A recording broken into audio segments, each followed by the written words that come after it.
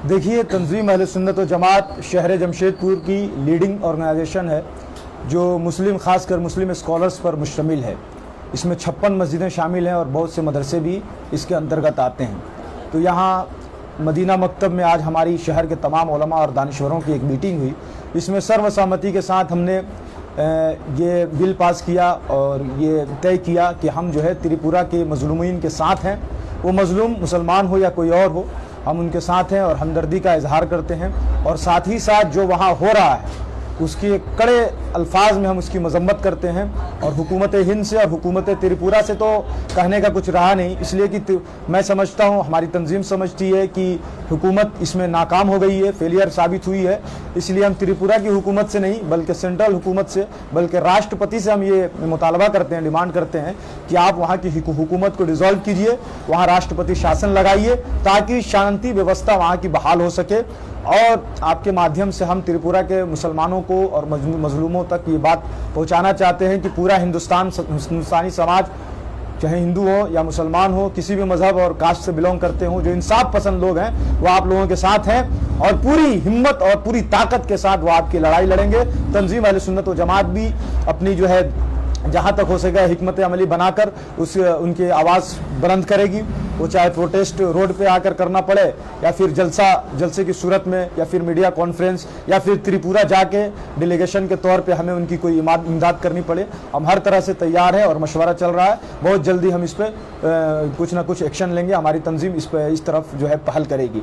दूसरी बात आपने ये कही कि बांग्लादेश में जो वहाँ के अल्पसंख्यकों या अक़लियतों के साथ जो कुछ हुआ उसका बदला यहाँ लिया जा रहा है। तो पहली बात, हम तंजीम अहले सुन्नत व जमात के तर्जुमान की हैसियत से उसका सख्त अल्फाज में उसकी भी मजम्मत करते हैं, कंडेमनेशन करते हैं। जुल्म किसी पर भी हो, कहीं पर भी हो, हम उसकी मजम्मत करते हैं, चाहे अमेरिका में हो, बांग्लादेश में हो, हिंदुस्तान में हो, किसी भी कोना में हो।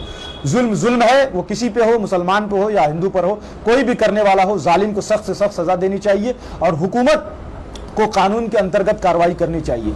बांग्लादेश में जो कुछ हुआ तो फौरन उसके बाद वहाँ की हुकूमत ने एक्शन लिया, बेशुमार लोगों को बिहाइंड द बार किया, सख्त कार्रवाई हो रही है। वहाँ रिस्टोरेशन का काम हो रहा है, जो मंदिरों पे या जिस तरह जो है मजहबी मकामात पे अगर कुछ क्षति हुई है तो उसको रिस्टोर किया गया है। तो हम पहले तो उसकी मजम्मत करते हैं और हुकूमत हिंद से ये मुतालबा करते हैं कि जिस तरह की कार्रवाई बांग्लादेश ने की और कोई भी एक इंसाफ पसंद मुल्क और हुकूमत कर सकती है, उस तरह की कार्रवाई आपको भी करना चाहिए, पक्षपात नहीं करना चाहिए। और त्रिपुरा की हुकूमत से हमें कुछ उम्मीद नहीं है, इसलिए राष्ट्रपति से हम ये मांग करेंगे कि जल्द से जल्द उसको डिसॉल्व किया जाए, राष्ट्रपति शासन लगाया जाए और वहां निष्पक्ष जांच करके जो कल्प्रिट्स हैं, जो मुजरिम हैं, उनको सख्त से सख्त सजा दी जाए इंडियन पेनल कोड के हिसाब से।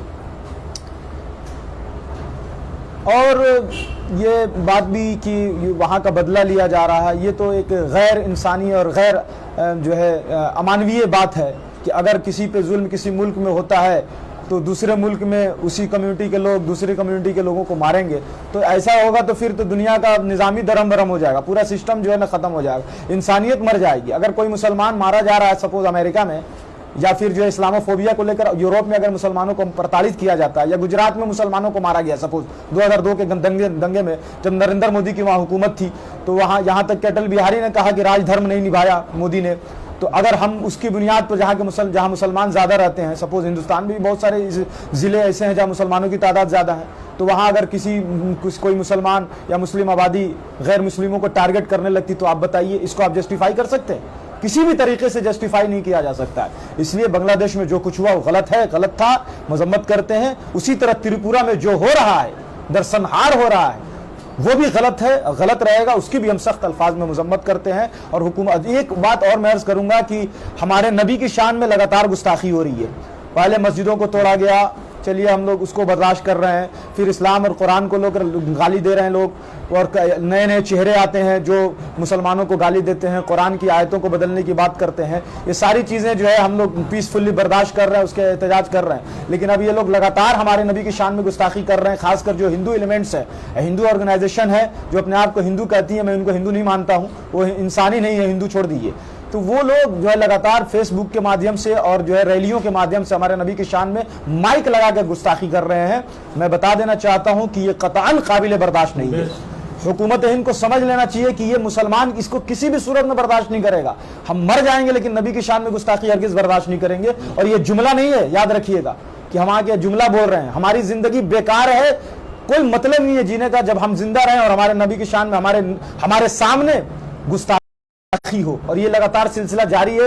वहां एक जो है दंगाई नारा लगा रहा था, हमारे नबी की शान में गुस्ताखी कर रहा था। हम ये भी मुतालबा करेंगे कि जल्द से जल्द उस पर कार्रवाई की जाए, और हुकूमत अगर हमारे नबी की शान में गुस्ताखी को नहीं रोकेगी तो फिर मुसलमान उसको रोकने के लिए जो कुछ होगा करेंगे।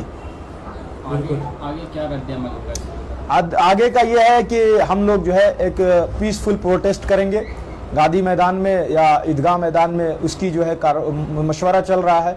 और जो है प्रशासन से हम लोग संवाद करेंगे, बात करेंगे, और प्रशासन से परमिशन लेने के बाद पीसफुली तरीके